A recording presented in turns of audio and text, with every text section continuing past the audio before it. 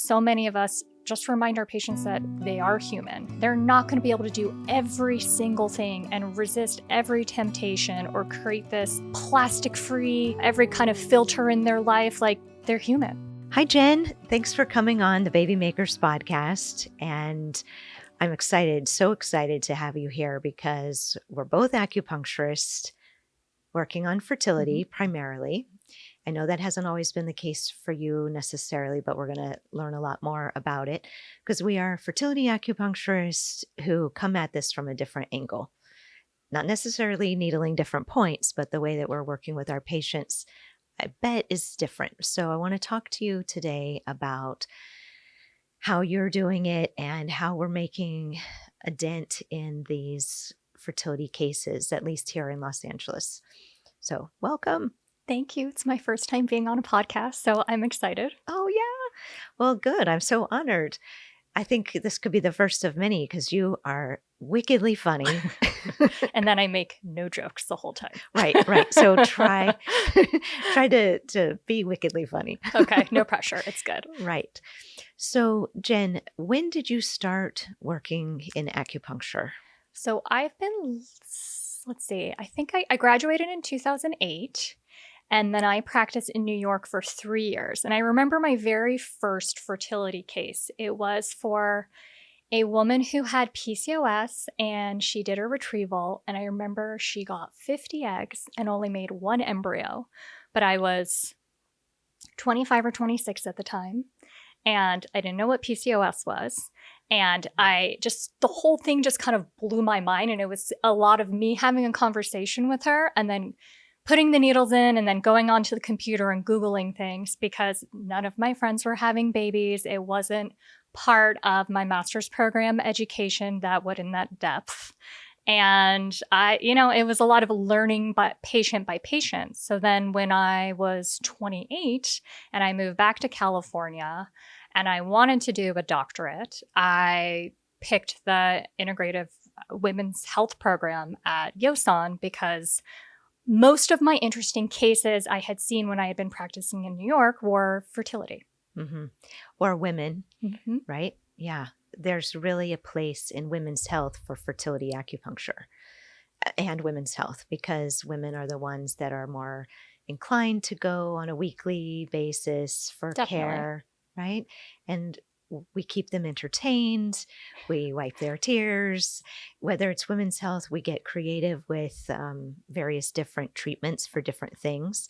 So to segue right into fertility, this just was a no-brainer. I agree. I think even when talking about women and their health, so much of it is just the casual talk of women, sort of the conversation you would have over brunch. And I have patients who sometimes text me and they're like, I haven't seen you in a month, but I need to tell you about the guy I went on a date with. Can I come in for a treatment? Also, my period hurt. Right. And that's my favorite part. I love the story of my patient because every patient is their own novel that I get to read. And it's really, and as a reader, it's very enjoyable. Right. That's why I put Stick It To Me Baby together with those stories because it is exactly what we do. And I think that's probably the unifying characteristic that a lot of us acupuncturists provide for the patients is we talk to them. Yep. And we get a lot of time to talk with them, especially depending on how we set up our schedule. We know who's extra chatty. We know who needs more talk time, right? I was thinking too, part of how I learn best is through case studies. And so I think that's why I enjoy the patient experience so much is versus just reading, a book. It's sort of every patient is their own case study that you get to hear about. And I enjoy hearing about other practitioners' case studies. And I think from what I've learned with my patients who have an addiction to the subreddit sections that talk about women's health and fertility, they also love the story. Right. Yeah. It is, as I mentioned in one of the other episodes, this is just a chapter in our lives, fertility, baby making, right? So I'm sure we have this in common or this same goal. We want them to be able to look back later and reread this chapter or remember Yeah. this chapter with something good that comes through, not just a baby, but like a personal development, or that's when they switched relationships, or that's where they learned how to care for themselves, or something like that. Do you see that too? I see that. And then kind of on the more serious side of it too is I want my patients to be able to look back 5 years from now and never say, well, nobody told me that. I wish I Mhm. had done that intervention, or I wish I had stopped drinking Coca-Cola, or, changed my dietary habits. That's the thing that really bums me out is when I see patients who've been on this journey for a long time and they didn't know something that for us feels so simple in our regular checklist of to-dos for patients, and then nobody told them. Yeah. Right. Well, I like to joke that we paid $80,000 for an education that taught us how to live. Right? But I mean, I started acupuncture school when I was 20. So this is 20 years of my life immersed in Chinese medicine, and it is the spectrum I see the world through. So I couldn't Yeah. agree more. Mhm. It's a medicine, but it's a lifestyle and it's a philosophy. And I would never walk around in a crop top and let cold air on my Renmai channel. Like there are a lot of things I just don't do. Yeah. Renmai channel for the listeners being the abdomen, Mhm. right? We Yeah. wouldn't do that Yeah. because it would bring too much cold in there and that would cause period cramps, If it can, right? it Yeah. can. So these common sense little pearls of wisdom that we just sort of we we don't take them for granted, but we forget sometimes that our patients don't know that stuff Yeah. because I was 26 when I went to acupuncture school. So Yeah. it is a lifestyle. And now we get to teach our kids how to, or why they want to keep their ankles warm and the different things, right, that we are imparting to the fertility patients. Definitely. My son asks to be cup. He's never asked me for anything for pain except for, Mom, can you cup me or massage me? But he'll go, can you cut me? Because I need the pepperoni to feel better on my neck. Oh, but so what is it he likes about the cups, do you think? It helps his neck because he golfs. And of course, he Oh, plays video games on his iPad. And so his head is down. And I'm uh-huh. sure it's a horrible position. Okay. But, I'm human and my child is on his device. Same, Yeah. same. Yeah. Yeah. I mean, that's the thing. That's a new thing for us. That's another episode to talk about. But kind of taking being human and bringing it back to women's health is we have all of this information and we have, different sort of reservoirs of information we can pull from, Chinese medicine, functional medicine, nutrition, Western medicine. But I think at the end of the day, so many of us just remind our patients that they are human and they're not going to be able to do every single thing and resist every temptation or create this Mhm. plastic free, every kind of filter in their life. Like they're human. Right. Yeah. And if they brush their teeth or held a toothbrush or squeezed a tube of Yeah. shampoo, plastics, you really can't get away from it entirely, but Yeah. you can adjust your attitude. I remember one of the Chinese medicine precepts was said if the righteous exist internally, external evils cannot strike. Mm-hmm. Meaning if your righteous chi, your core energy is balanced Yeah. of mind, body, spirit, then they told us you could have a little bit of rat poison every single day and be fine. I was like, wow, It's that's pretty true. extreme, but makes a lot of sense because the body's internal environment Mm-hmm. could fight it and balance it. So this is what we do. So I take a lot of the emotional pieces apart when I'm talking to the patients and also bringing in food. So I cleverly call it fertile thoughts and fertile foods. Do you think that you are doing more traditional style medicine or maybe like how you started turning your practice going right into that doctorate in one of the first, was it the first I cohort? was the fourth cohort. Okay, Yeah. so when you started fertility, has it changed since then? And how did you come into it? Definitely what I know has changed, has expanded greatly in the last 5 years. I think I we kind of just attract patients that have a lot of similarity to us, or they resonate with us. And so I don't do a ton. I actually do I would say, minimal emotional work with my patients. But you do shift them with humor, because I've been in the treatment room with you, and you can crack some of the most stressed out cases where I'm there helping them. Like, you crack them and you bring in humor, and I crack them and make them cry. I mean, and I do have patients cry every week, but for me, my approach is more, what can we control?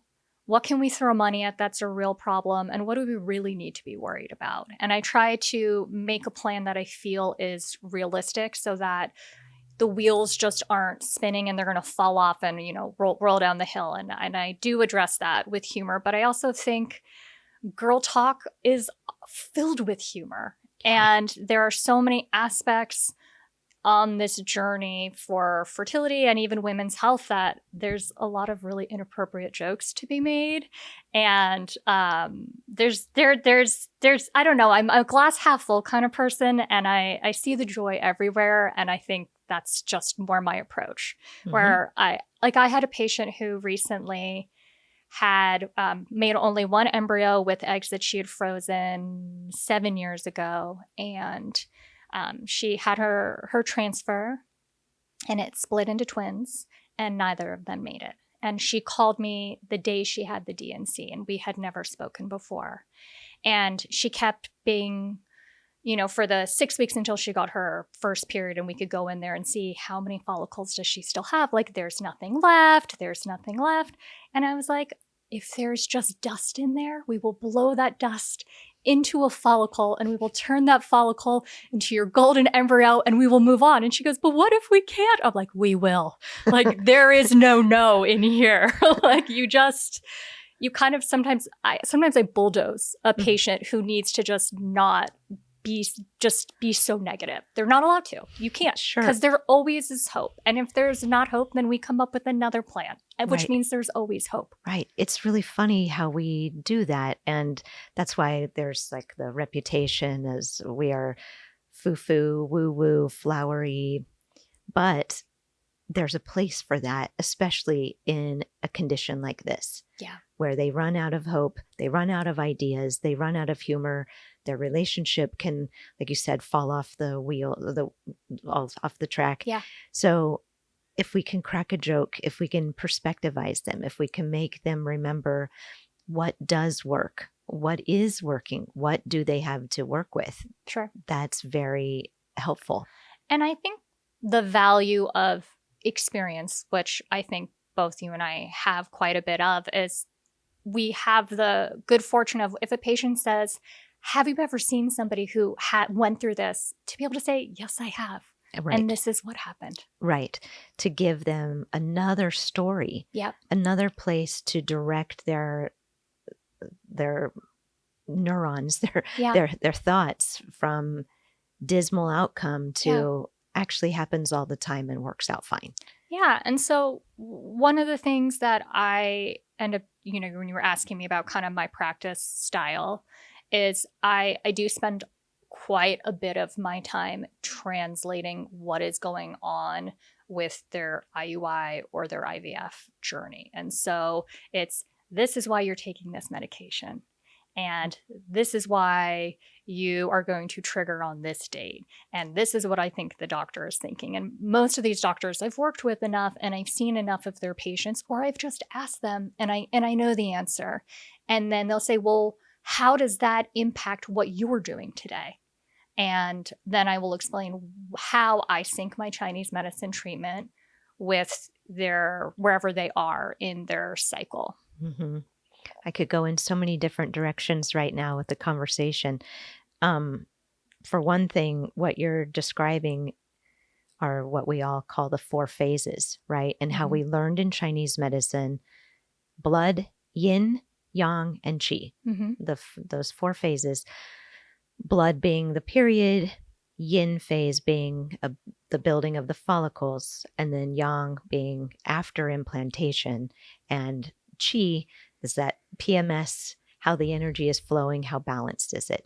And when women are exposed to that simple concept of a flow from one phase into the other phase, it really demystifies and takes out some of this science part. Though we know the majority of women who have used fertility methods here in Los Angeles, they are now like reproductive endocrinologists. Oh, I know. They minored in it. Right. Through just to get to their kids. And that is so wild, don't you think? I think they're really good at going on Google or calling. I had a patient call the company that handles doing the Receptiva.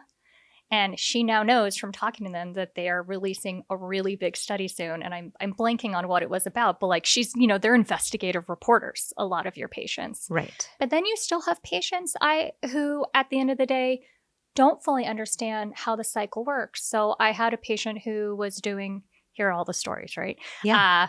A natural cycle. And she thought she was going to ovulate all 16 of the follicles that were growing. And then I had to explain, no, you're only going to probably ovulate 1 or 2, depending on how this cycle goes and when they trigger you. She goes, but don't I usually ovulate 16 eggs every month? And I had to explain how the dominant follicle grows and how the rest of the follicles die off and atresia and stuff like that. And she's, 38 years old and she doesn't know. But when else are we learning this anyway? Mm-hmm. We don't learn. This is our specialty, not theirs. Right. Yeah. They're learning natural means of conception or take a birth control pill. Yeah. Which then creates a whole other conversation for us of how come I don't have very many eggs for my age, or have I done damage? They ask so much of us, like we need to be fortune tellers, emotional support,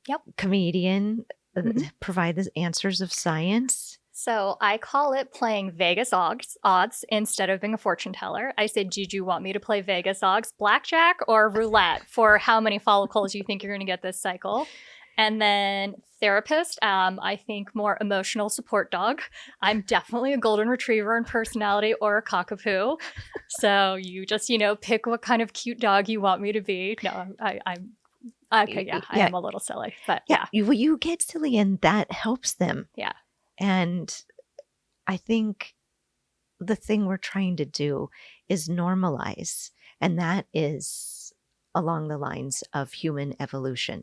Yeah. So if I opened my practice in 2001 and I started right off the bat learning that I was a diminished egg reserve case and severe endometriosis and a blocked fallopian tube, and that was from one of the receptionists at SCRC when I called and I said, hey, I have an elevated FSH of 21.5. No way. I'm 31 years old. I haven't started trying. Yeah. What should be the recommended pathway for me at this age? Should I just start trying and see if I miscarry? And she said, oh, no, we would recommend that you begin looking for a donor egg profile. And that was the beginning of my snowball effect journey until I was able to put the brakes on somehow and redirect and go inward and realize, wow, I've already helped so many other women that had a dire situation to either jump off IVF and conceive naturally against science odds, or to be successful in their ART method. So it helped me become very passionate about this medicine and what we can do.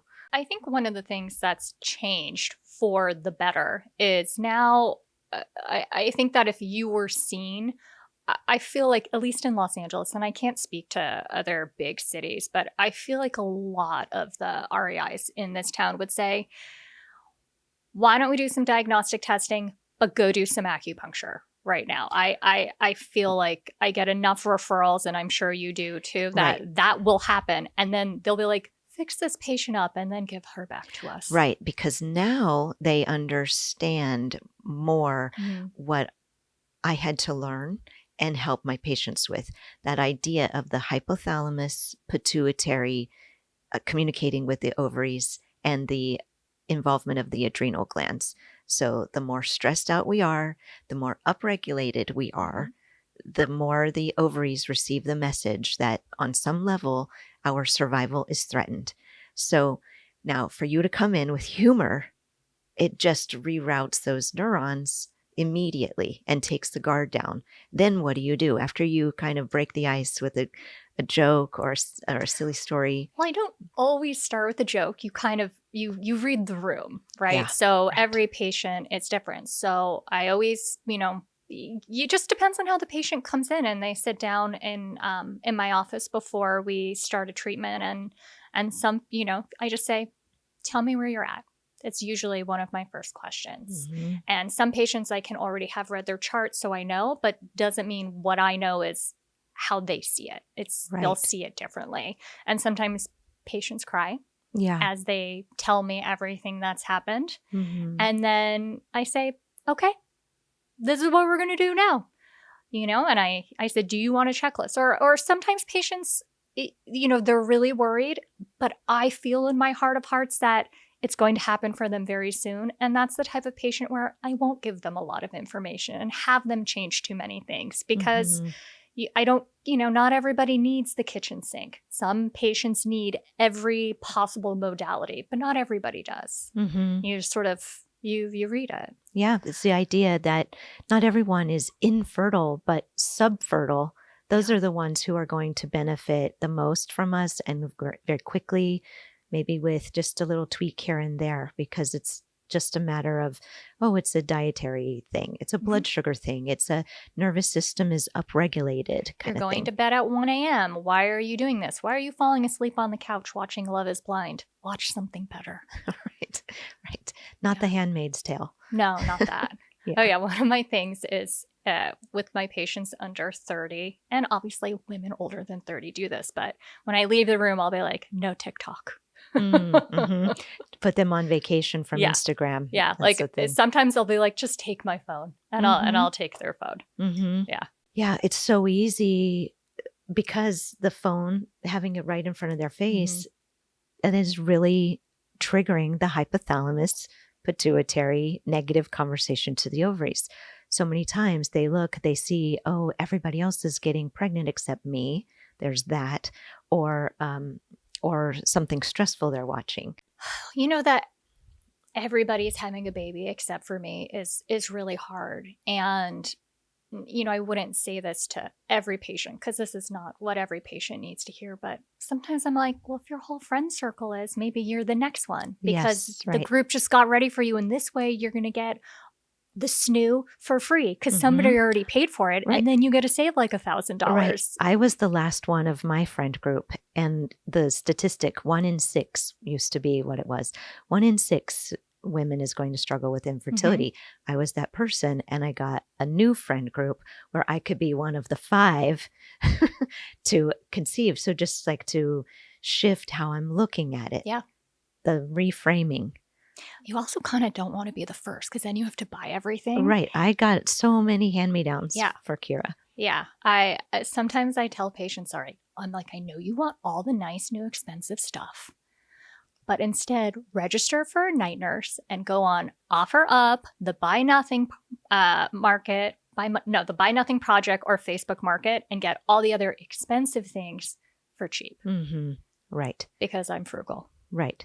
Because it's that part poodle side. Right. Hey, speaking of being frugal, are you still accepting insurance? Could you speak on that? Yes. Because that's a hot topic that not all of us, most of us here in LA are not accepting insurance because the reimbursements suck. Yeah, they're not good. And the amount of work that's involved and need for a biller to do it. But somehow when you got in, you figured out how to do it. What would you like to tell the listeners that are acupuncturists and who are patients doing acupuncture? What can we do? Anything? So I'm in network with United Healthcare and Cigna. Cigna reimburses more than United Healthcare. I'm out of network for everybody else. I find it easier if the patient understands the concept to actually submit all out-of-network claims myself than to make a super bill for my patient.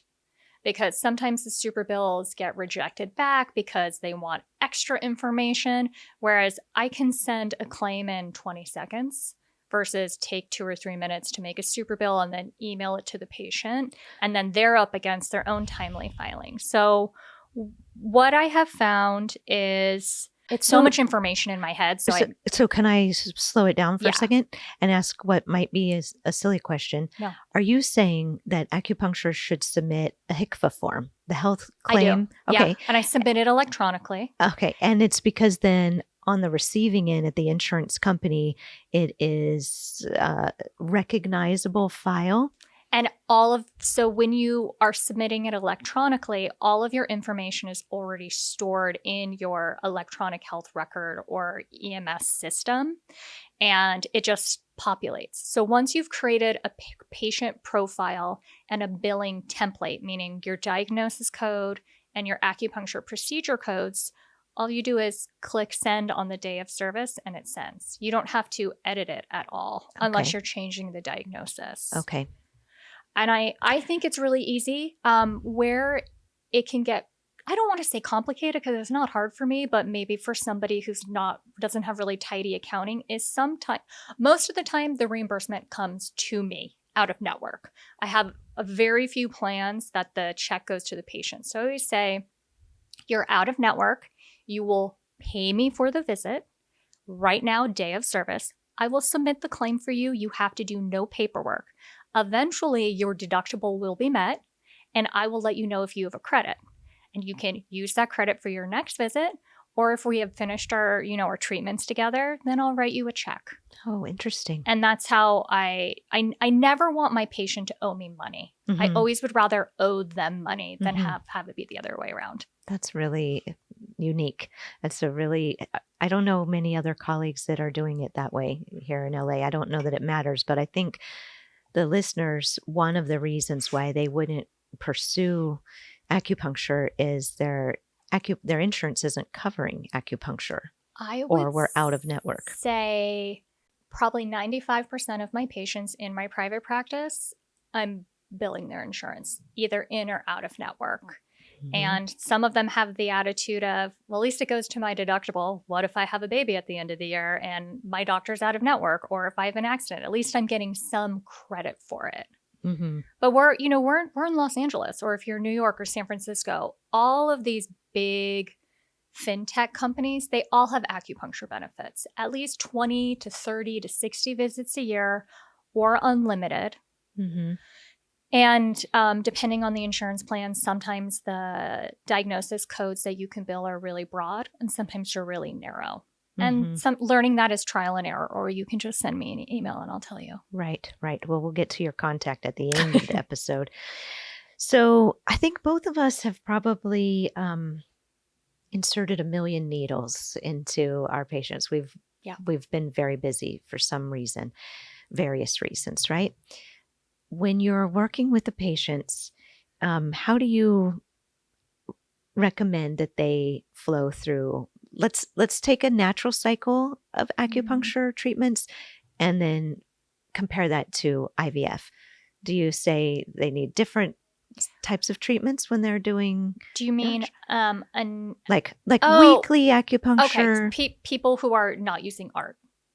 Yeah, if they're not doing an IVF cycle and they're trying naturally, what do you recommend for them with my recommendation will probably be pretty similar because it's going to be based on the information that I have. So I don't have any patients who are doing natural cycles who I don't know their AMH, and I have all their basic hormone tests. I don't fly blind on anybody. Right. So you're sending them in for some information because we have to know what we're working with. Yeah. And it's not magical medicine we're practicing. It's not.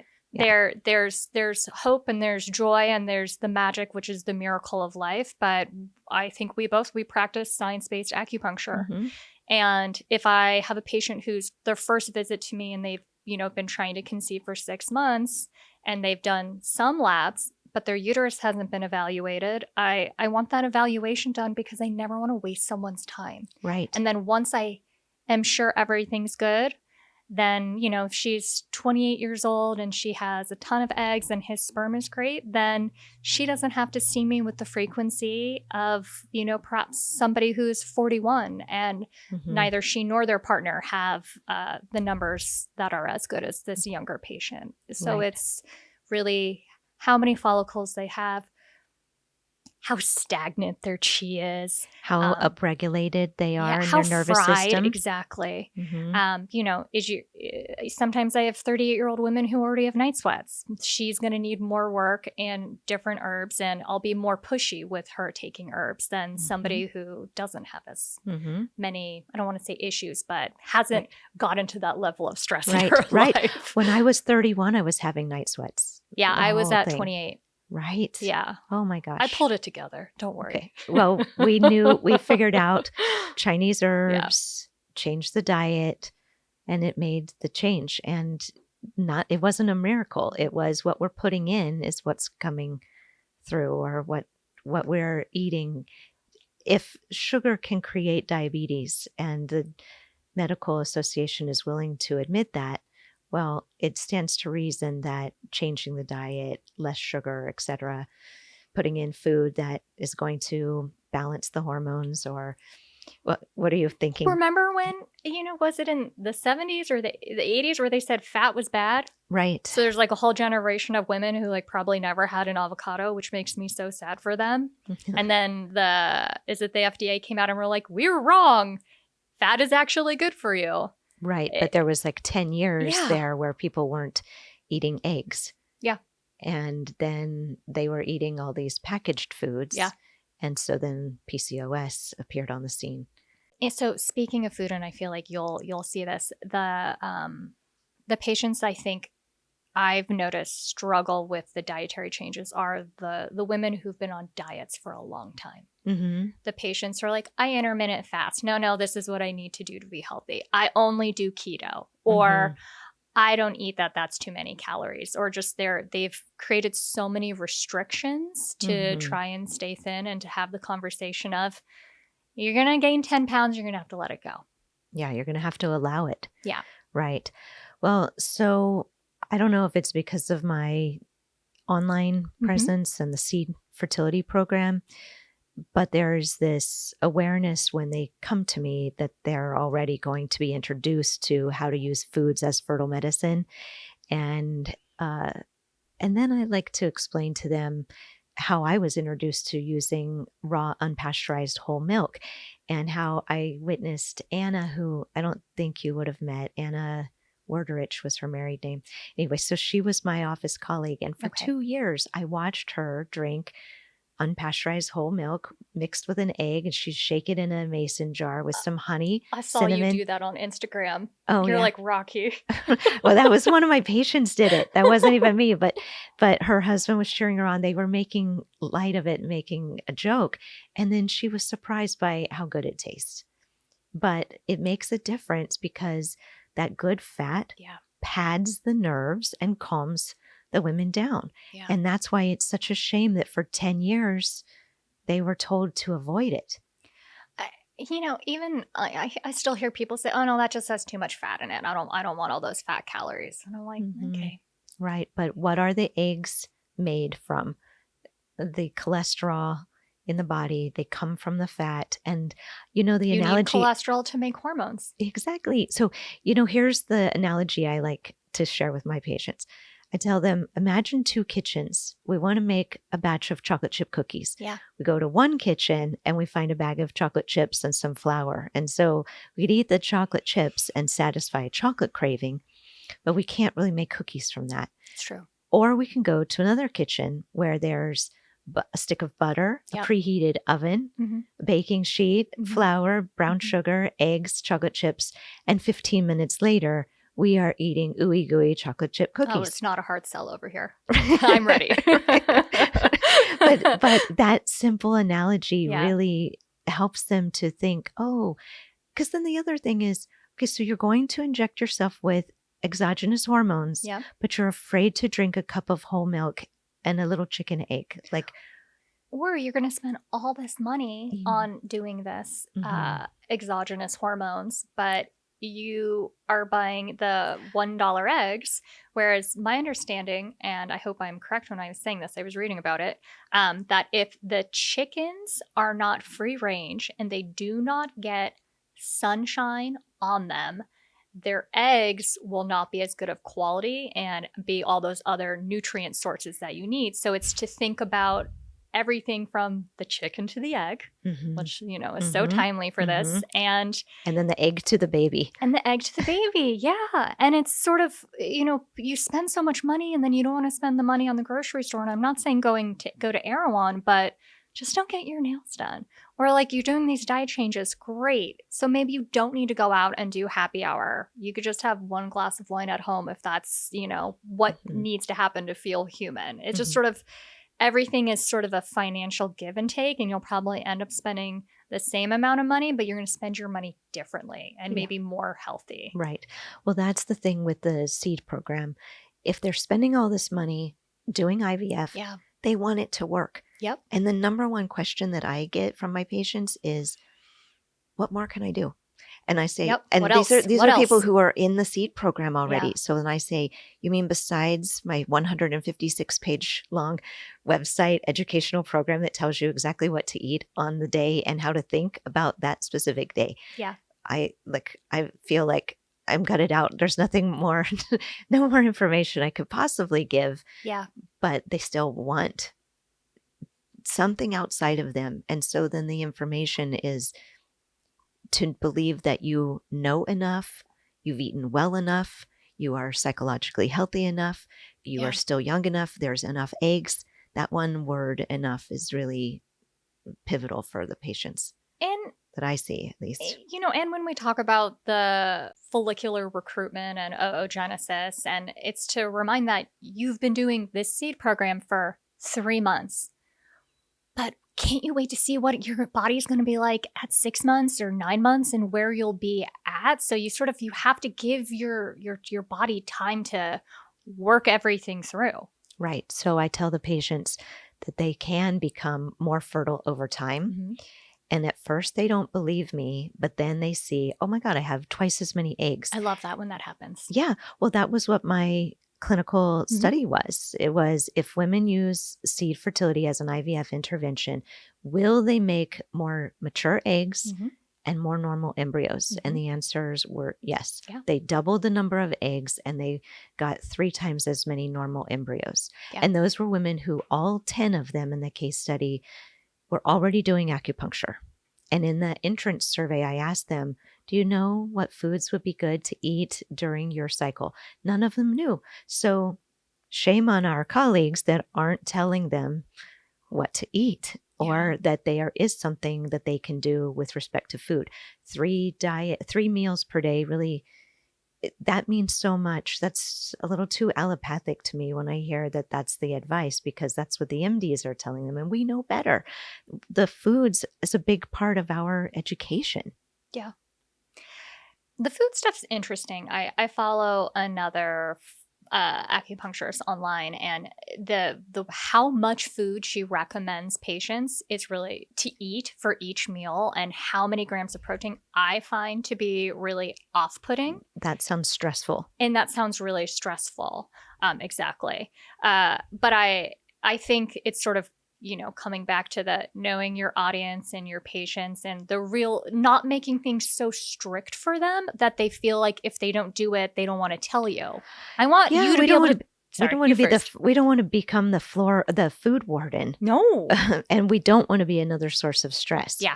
In the seed program, it's like, here are the foods, choose what feels good to you today. And the context is some food as medicine. Like you would take an antibiotic if you had an infection and you were of the ilk of antibiotics are okay and I need one. You would see, like, you wouldn't eat antibiotics all day long. You would take what you need.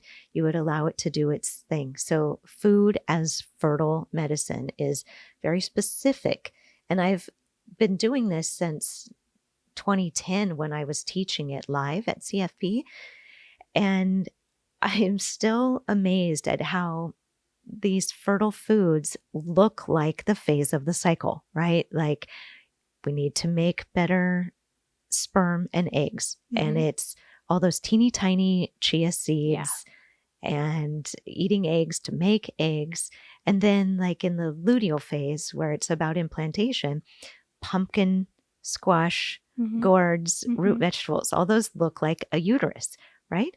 I I mean, never thought it's about it just like really that. clever. I It's love that. not so complicated. It's just like a visual. But doesn't that feel like such a Chinese medicine thing? And 100%. that's like the beauty of the medicine, which is it just I'm so often just like, oh yes, there you are, right again. Over Right. 1,000, 2,000, 3,000 years. Yes, you were right. Right. Yeah. And then we haven't even talked about herbs, Oh yeah. but we have that at our disposal as well as acupuncturists, at least here in California. We are certified herbalists. And that is a whole other layer of the medicine that I we agree. can go to.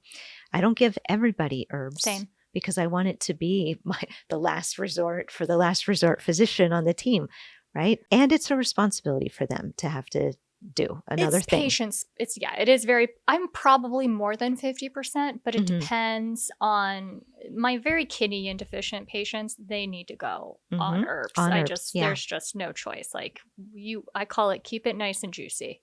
Right, same. I usually do capsules. I don't like powder myself, so I never prescribe powder. I can't do it. So if I can't do it, I don't expect them to. But I'm weird, and some patients will get raw formulas from me. But those are my patients who have just a lot of blood stagnation, or my endometriosis patients, or my patients who their cycle's really delayed. And I'm like, did you want to take some witch's brew to bring this on? Because mommy has something nasty for you. And what do they say to that? They Yes, say they say yes. 100% Always. because it's humor and they trust It's the you. truth. It's Yeah. gross tasting, Right. but Mhm. they get it down. And then when they get their period, they're like, oh my God, I got my period. I'm like, she has cometh. What color is she? And then when I find out it's bright red and it's the first time it's been bright red for them in years, they're delighted and I'm delighted. And then they're like, do you want a picture? And I'm like, maybe not this time. Right. Yeah. Because that relationship that we have with them, Yeah. right? Yeah. Well, conversely, I use powders because I like to be able to mix like, okay, you're having low egg reserve due to your poor adrenals, can't sleep, and you're farting all the time. Like we can bring in the digestive component with the stress and the headaches and all the things, right? Well, you're doing a research. Yes. Please tell us more about the research study you're doing because it pertains to IVF. Right? Yeah. So our study that we are doing is on the treatment of hormonal headaches for patients doing IVF egg stimulation. So it's a very specific window. So you have to be actively injecting yourself. With Follistim, Menopur. Follistim, Menopur, you could do your Cetrotide or Ganirelix would be one of the medication that you would be, that we would be collecting that information for. But we collect the information for all of it. So if they started with Clomid or Letrozole, that information is collected. And sometimes, it's what are they taking? Doxycycline, prednisone, or dexamethasone. What else? Omnitrope. All of that information is sort of collected and it will be in our table at the end. But I don't want to spoiler alert. Right. But yeah, acupuncture works. Right. Yes, acupuncture is amazing for headaches, especially hormone headaches. Headaches during pregnancy when the hormones are in high amounts. It works for that. Headaches when you have stress and you're not getting pregnant. Yeah. Yeah, it is amazing. And it's Tylenol is so often your only option. And I love Tylenol as a fever reducer. I have never found it to be particularly effective for a headache, and to be able to offer a patient another intervention. And the truth is, most pregnant women don't want to take anything. Mm-hmm. They want to take no medication. Mm-hmm. That is my next study idea if I have more time in the future. We'll see what the future holds. Right. First trimester headaches. Okay. Yeah, there's a lot of those, especially with all that estrogen. Talking about the future, as we are in the position to compare it to the past, and I do think it's interesting. This is what I'm seeing. You tell me what you're seeing. I'm seeing so many new protocols come on the scene, and a lot of the MDs going back to kind of old school, fresh transfers Yes. instead of the freeze all. Genetic testing we've watched, like in the very beginning, they would put a day 3 8-cell embryo back in, or 6 of them. If they had 6 on day 3, they just put them all back. Then it was, okay, now we're going to do this thing where we take them out to blastocysts, where they have 100 or 200 cells on day 5 and put those back. And then it became genetic testing with the blastocyst. Right. So now looking at it, some of the doctors are going back to fresh, not tested, day 3. And I'm just curious, as you are you're working at one of the leading fertility centers here in Los Angeles, and you are seeing so much, I would imagine. Are you doing acupuncture at the time of the transfer only, or are you working with them throughout the other phases of it? I will usually work with patients throughout the whole thing, from That's great. formation of the embryo to the transfer. I find that a lot of the women, or it's often their husbands who call, which I quite like, who call on 3 days before their transfer. Can I do it? And most of the time I'm not available and I have to have somebody else do it. But it's that most of those patients are already doing acupuncture with somebody else. Mm-hmm. So I would say feels like a lot of the transfer patients who do acupuncture have been receiving acupuncture the whole time. Mm-hmm. What we in the clinic tend to do more of are natural transfers, I've noticed. I don't see us do fresh transfers very often. I haven't seen any of my patients in my private practice who are at other clinics do a lot of fresh transfers. I know a lot of that has to do with the SART stuff and how the statistics and data is, recorded on a national level for live birth rate, and the hesitation to do those kinds of transfers. But I have a list of clinics that I know will transfer mosaics and tend to do more fresh transfers. So if I have a patient who has trouble getting to blast or making a euploid, sometimes then we have a conversation of maybe you need to go to one of these other clinics where they might be willing to work with what your body wants to do. Right. More of a natural IVF pathway for them. Mm-hmm. So when the symposium happened last week at Yosan, Dr. Magarelli's conversation about the AI involvement, and women would be able to do their own antral follicle counts with their wands at home. They go to MDR and they pick up their meds and their wands. What were you thinking when he was talking about that? So we upgraded our software at the clinic, I think it was a year and a half ago. And once they're in STIM and they're doing the vaginal ultrasound, the software measures all of them and populates the information. Interesting. So the physician or technician the ultrasound technician is still there. And, but she's not measuring every single follicle anymore. Every single one anymore. They don't have to. So that technology is already in use. I think that there are plenty of patients who would love to be able to do that to themselves at home. And then I think it would make them lose their mind. And it's just too much information. And I'm sure I have plenty of pregnant patients who get their own, it's a Doppler? Dopplers to listen to the heartbeat. Yeah. And especially those are often IVF patients who are used to have been seen every week, and they need that reassurance. And I get it, but it's a lot of information. I don't know. It's a fine line between empowering the patients and then letting go of what's been familiar. This doctor can help me, and the doctor needs to be involved, to just be on.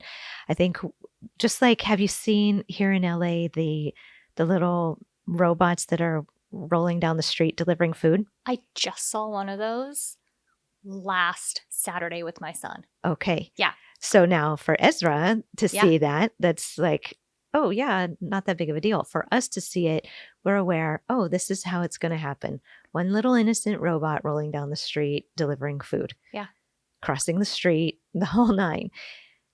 Here, so there will be people who are really interested in being able to count their own eggs. And then there will be the slow adapters that don't want to, or but what happens everything in if between. they count their own eggs and then they're having this expectation of 15, but they don't truly understand the concept that not all of those 15 are actually mature. They do a retrieval, they end up with 8.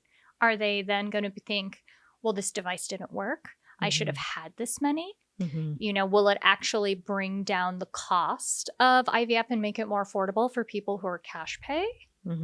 I don't know, and then also like how many times, like, can't you see, I mean, not all my patients, but I could see some people being like, let's do this 3 or 4 times a day and see if they've grown at all between breakfast, lunch, and dinner. For sure. Yeah. Yeah. This is, but you know what? We will see this you're already seeing it. I know. So this is the ever-changing medicine. It's very dynamic. Yeah. Yeah. Yeah. It's really a cool field to work in. I really dig it. You know how old I am is when I was 10, we had the newspaper delivered.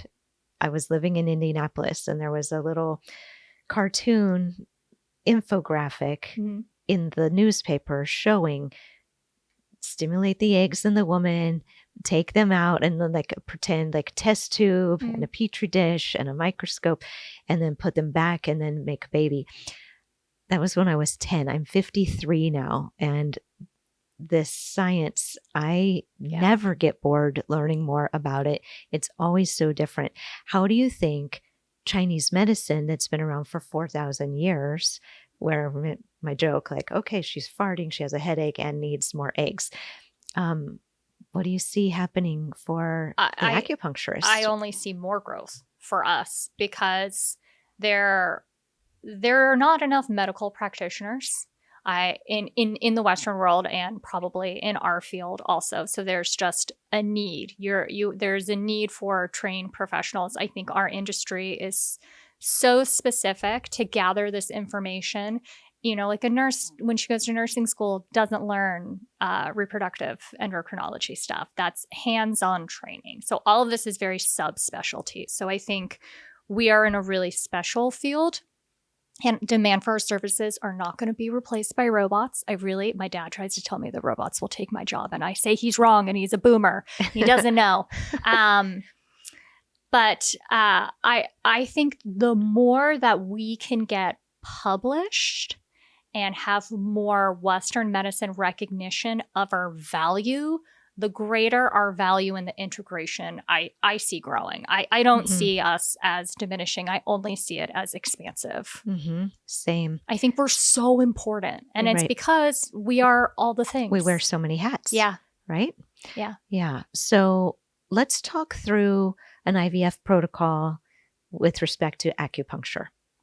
Like, okay, they are, and this maybe is in your private practice or when you're doing embryo transfers, then it's a culmination point. But in private practice, let's take an imaginary patient. She's on her period and she knows that she's going to begin IVF in the future. So how do you direct her? Because you have, say, an extra month before. I love an extra month. That's right. That's one of the things that we'd like, ideally, for patients that are going to come for acupuncture. If you give us just a little bit of time, especially since those eggs are going to recruit 30 to 60 days later, the good ones, if we have that 30 to 60 days to work with them, then by the time they're doing their transfer, it makes a difference. Yeah, I talked to a new patient last week, and I'm going to see her on Monday. And she says, I was going to do an egg retrieval because I just got my period, but now I'm going to go out of town and then my vacations. And I'm really concerned that I can't start my freezing my eggs. And I went, what? That's this is the best news possible. Right. Thank you. And she's like, really? She's also happy because now I'm happy. And for her, I told her, because I can see, because, I love access to the data. Right. I can see exactly what she's got going on. And I said, I need you to come in twice a week if we can make that work with your calendar. If some weeks you can't, I don't want you to stress about it. We're just going to do the best that we can with the time that we have. Right. And for this woman, most likely I will not do herbs. I will just do acupuncture, and I'll probably do my Saluma. Your what? Saluma. Oh, the Saluma light. Tell us more about that. I love it. I bought one a number of years ago. I went halvesies on it with my sister. And then I didn't use it. I just forgot about it. It languished in the garage. And it wasn't until, I don't know, maybe 2 years ago, because I bought it a long time ago, that a patient asked me about it. And she's like, do you happen to have one of these? And I said, oh, yeah, I totally do, in the garage next to the earthquake water bottles. And since I started using it, and I don't use it in a vacuum, it's just one of the interventions, I'm obsessed. I love it. I also really love it post-retrieval. So if I have one extra that I rent out, but if it's not rented out, I'll just give it to somebody for the day of their retrieval, and they can use it right after. And I really think it helps with their pain, and they don't need to take an extra Tylenol. And I'm a huge fan. So they should give me money for saying that. Are you listening? So you put it over the pelvis? I do. Skin to skin contact. Okay. So if I do needles and I use it on top of the needles, I just, kind of slowly fold the needles down with my hand, and then I lay it on or on the pelvis. Okay. Some of my patients buy them, and I say, great, your dog will like it too. Right. My dog likes like hers. The warmth. Right. So this imaginary patient, she is going to have the luxury of we have the 6 weeks. That's right. Yeah. We're talking about her, not my dog. So with her, when she comes in, I will say, I'll do my whole intake, and then I'll also do the plan, right? So she's freezing eggs, and I will have the honest conversation of how many eggs she probably will need to save. If she is if she's in a serious relationship, maybe she just does one cycle, freezes. It's a little bit extra. They're getting married. They're going to try for a baby. Fine.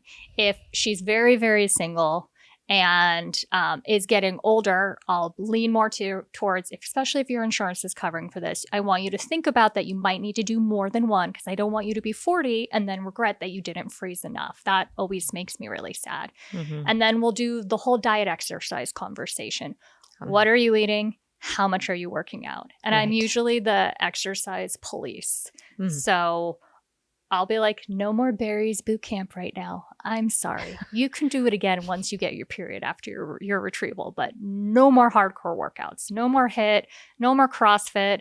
Get off the bike. You are the yin building, gentle yoga, casual hikes with friends, a walk every day with the dog, but that's it. So I get it. I'm the exercise police, definitely. Right. Pilates is fine until you start stim. Right. They need that boundary. Yeah. So you give them the food talk, and you start them on weekly acupuncture treatments? Or bi-weekly, depending on what they have going on. And how much time they have before they're going to start. Yeah. So now let's imagine they're having their period and they are in their IVF cycle. Oh, like the patient who calls me on day 5 of stim and they said, I heard acupuncture can help. Can you help me? Well, that's better than I have my transfer tomorrow and can you be there? Yeah, the transfers are hard because there's a lot very emotionally fraught. So that creates a little bit of how can I help this person and who can I call? But I'm at a good track record. So I've got a good backup list. But the day 5 of stim person, I'm pretty candid. I say, I don't think that I can influence the outcome of your retrieval that is probably happening in 5 days. If you are planning on doing another retrieval or preparing for an embryo transfer in the next few months, I think it's of value for us to start now because it'll pay dividends over the next few months when we get to whatever the next step is for you. And for where you are in stim, I can at least help manage the side effects and the stress, and you can get to know me. Right. Exactly. That's where they'd want to come in for helping to keep bloating down. Yep. Keeping them calm. Constipation. Oh, moving headaches. the bowels. Headaches. There's the headaches again. Sometimes the emotional swings. But I don't find too many patients to be that emotionally charged during stim. Not during the stims, because that's when they're approaching the height of their hormones and potentials. Yeah. Right. The possibility really exists, and they're very aware of that in that phase. Yeah. So then in the week of the retrieval with a patient you've been working with and it's going well, you have them do a session then and I'll have them if I can see them once or twice. It really depends on if they're real last minute Larry with it or if it's somebody I've already been working with. Because if it's somebody that we've already been working together, most of my patients, because I can get really booked up, will book all of their visits for a whole month. And we just, that's our calendar. Right. Sometimes we use the time, but we usually just book all the appointments at once. And most patients like that because they're busy and they want to have a plan because just like you said, what else can I do? And having your calendar already done helps appease the need to be doing more. Yeah. Who doesn't like a Google Calendar invite? Who doesn't like a feeling of I've got this planned and I can control something? And then if it doesn't go well, you did everything that you could. And then you're gentle on yourself because you know you did everything. That's where the SEED program really helps because they've read, they've changed their mindset, they've incorporated different foods, they've watched movies, they've been inspired. And if it doesn't shift for them, their mindset shifts. So back to my clinical trial or the little pilot study I did, there were 10 women. 3 of them actually conceived and had live births. But a 4th one wrote in the exit survey, you know what? I feel so good now doing that. And though I didn't get a normal embryo, I feel psychologically ready to go with the donor egg pathway. And then she got pregnant and carried. I think it was Dr. Dow I was talking to about this at one point where there are some patients, or I was listening to him talk, and I agree with this, what I'm going to say, which is, when you pull some women back from a really elevated FSH or a really, an amenorrhea phase or just a lot of cycle dysregulation and what they're hoping for is a baby. But sometimes I'm just so happy that their FSH is not 30 and now it's 12 and they're getting their period every month and they're no longer having hot flashes. And the goals are in phases. Like you've brought their health so much back into alignment that there's still value in that. Sure. The whole fertility as a biomarker for health. Yeah. That conversation. Yeah. By the time fertility is looking so poor, there's other things that have been running amok for way too long. A long time. Yeah. So that's where we come into shift. So one thing I wanted to talk to you about is at the time of embryo transfer, because that's how we started working together. If I couldn't make it to a transfer, you were always there and my patients would report back how comfortable you made them feel. Good. And like that. Yeah. And it's great knowing if I make a referral that they're going to love that person. I know. Right? See, but now I've become you and I have to have other people do the transfers. Right. I do maybe 1 or 2 a week. Yeah. So there's a place for that in our career unfolding where we get to be present with those women at that culmination point. Right. Yep. And I made my embryo transfer environment very spiritual, cumulative, like you've done everything that you need to do. There's nothing to do right now but be ready and receptive to new life. And sometimes the women will cry at the time of the embryo transfer. And they if they've been in my care, they know that that's totally okay and actually helpful. If I'm just meeting them at a transfer, then it can be that they're embarrassed. I'd say, well, no, in Chinese medicine, the tears are the fluid of the heart and the uterus is the second heart. So you're just making that space for this embryo. I might have to steal that. You can have it. I really like that. Yeah. You can have it. The listeners can use it. Yeah. How do you flow in a transfer? So for patients who I already know, we're already pretty hyped. I've done so many transfers at SCRC, and because I work there, I know the drill inside and out. And so I can walk into a room, and if I can tell my patient is really nervous, I get her all in position. I don't put any needles in, and I say, I'm going to go get another warm blanket. So I go into the operating room and I grab another warming blanket. And then I say, what do we want to listen to? Do you want me to be DJ? Do you bring your own? Do you have a meditation? And Casey Musgrave's Golden Hour has been there for that album for many, many patients of mine. So we set the mood.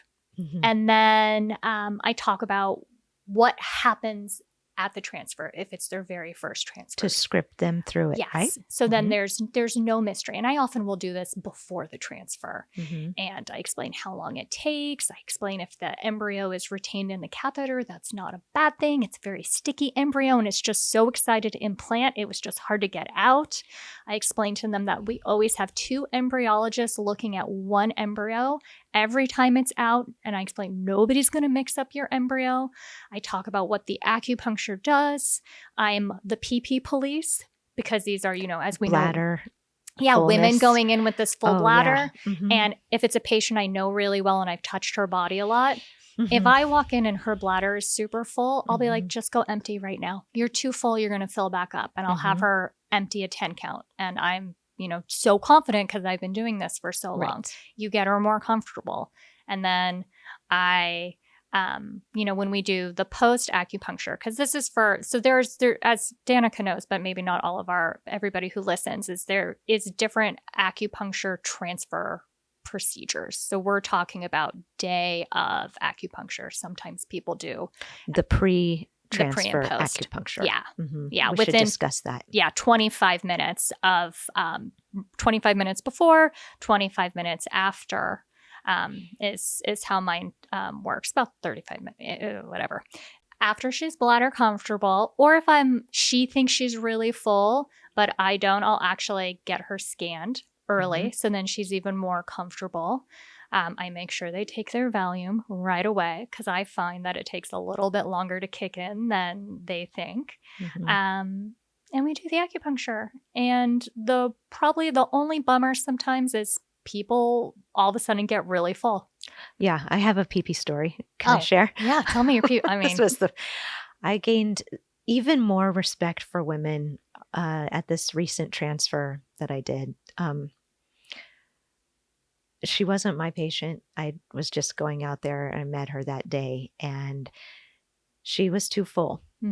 And we were in the room and she recognized, oh my God, I'm way too full.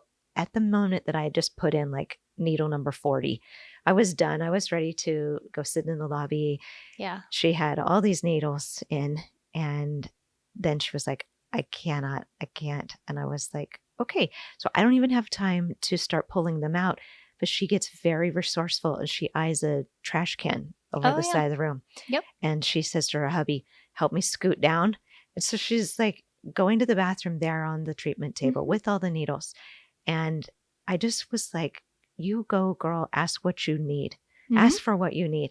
I probably would have just been in the discomfort because that's me, but she did it and asked for what she needed. And I'm sure that made all the difference, I've had patients wet the bed, not in a long time since I've become the pee police, but after the transfer and they're convinced they can hold it and they don't want to get up because they're afraid that if they get up, somehow the embryo will fall out. Right. And I will be like, I will get you a bedpan. We can wait 15 minutes and I will wheel you to the bathroom in a wheelchair so you can be relaxed. Yeah. Just because I don't want someone to have shame. Right. Let's talk about, for those women listeners, what we're talking about, the bladder fullness issue, why the doctors need them to have the bladder full. That's another one of the things that we've seen them realize over the years, right? So and it makes such good sense. When you do all of your scanning before a retrieval and leading up to a transfer, most of the time it's a vaginal ultrasound. But for the transfer, it's transabdominal because the doctor what happens is you're in the stirrups and the doctor has inserted a speculum and they've put a catheter through your cervix and your bladder is full to help give them the visualization of your uterus that they need to get the catheter in the exact place for the embryo to be housed. Sure. The full bladder also pushes the uterus down and gives the catheter a straight shot in there so that they don't have to maneuver and try to find it as hard as it has been. So the the bladder weight, but too full is going to be really uncomfortable. And it starts to then obscure the image. So it really Mhm. is a sweet spot. Yeah. And we know when we walk in and we see the vaginal or the transabdominal ultrasound and we see the image and her bladder's like as big So as, big. Yeah. yeah. Yeah. You can, and again, this isn't something I wouldn't have known 5 years ago, but I've looked at so many that I'm, at this point I could just say, yes, you need to use the bathroom and don't feel bad. You will fill up more. Or my new trick, and anybody should use this who is a nervous peer, because sometimes people think that they can't sit on the toilet and pee without emptying completely. I say use one of the urine specimen collection cups, because most of us have the control to pee into that because it's a vessel. Mhm. And then, empty 2 or 3 ounces, and then you usually can kind of retain the rest Mhm. depending on how full you are. And I found that to be really helpful. Yeah. Well, this bladder piece of the conversation is another example of how it's their thing that they can control. Mm-hmm. I drank my 500 milliliters or whatever it was. There was another woman I worked with who, over the weekend before her transfer, somehow she had become dehydrated. And she, at my office, would pee 3 times. So we just figured she had bladder competency. So she didn't drink the fluids before going in. And her bladder was not full at all. So I watched her consume 2 500 ml waters and 2 Gatorades. I watched all of that. And then, of course, she switched and was too full. It was like, well, kind of, so time because back it all kicked in so quickly. to like the things that we do to prepare our patients for a day of transfer is one of the things I will say is the night before your transfer is not the night to eat a pizza. Right. It's nice to have some protein. Yeah. This is your protein, like use other spices, low salt, because even if you're already a really hydrated person, you're going to be bummed just because it delays it, which then can create anxiety. Not that we can't wait for your bladder to be full or they couldn't fill it for you, but just, you don't need to create more stress. So to talk about what to eat the night before, I always ask patients to eat breakfast. I've only had that backfire once where they had to put a patient under to get a catheter in. Oh, wow. So they had to wait for the food to enough hours to pass to have done the anesthesia. But I always have people eat breakfast. I don't like when people come in and they just drink coffee the morning of their transfer. It's like have a nice breakfast with protein. Those things. And if they can move their bowels. Yes. That's important too. Yeah. Another funny story. There was a patient of mine who, on the day of the transfer, she was so upset, and she was a lifelong constipation patient. She was like, I didn't move my bowels. And she was getting really worked up. And I said, wait a second. On this very important day, you're thinking that you would just have a relaxed, leisurely BM? And she laughed. And then she was like, right. And I said, so just let that go. And of course, she conceived. Being constipated. She's just like, she held everything in. Yeah, she just needed to forgive herself or be herself on that day. And that's what I told her. The eggs, these embryos, they are not expecting us to be perfect people. No. But only for Mary us, Poppins. Well, for us to feel like we are somehow good enough or we've prepared enough, right? Yeah. So any parting advice for people that are considering acupuncture or wanting to think differently about the acupuncture that they're doing? Any parting words for the listeners? I think I would just say, if you're getting acupuncture and you don't like it, shop around. I am not for everybody. You are not for everybody. But there is your perfect acupuncture match out there. And I think that goes with life partners and doctors and find the person that really resonates with you. Yeah, that's good advice.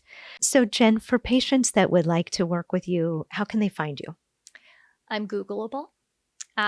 And it's I'm Jennifer Shulman Acupuncture for my website. My Instagram is acupuncture Jen with 2 N's. If you want to somehow message me there and see pictures of my dog or my garden, please feel free. perfect. Yeah. Okay, and your contact info will be listed below the podcast.